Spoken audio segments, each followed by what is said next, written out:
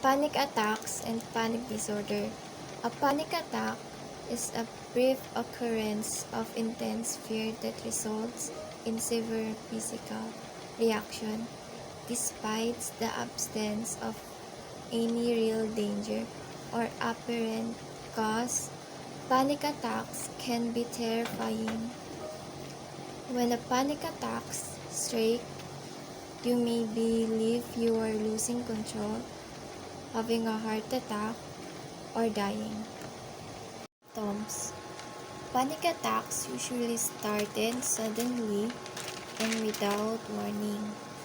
They can happen at any time when you're driving, at the mall, asleep, or in the middle of business meeting. You may have panic attacks on moment or on a regular basis.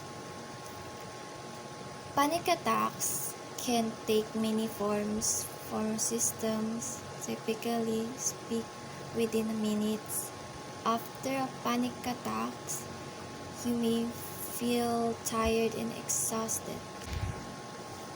Some of the following signs or symptoms are common in panic attack are fear of impending disaster and danger, fear of losing control or dying, heart rates that is raising and pounding, sweating, trembling or shaking, chest pain, shortness of breath or throat tightness, unreality or detachment.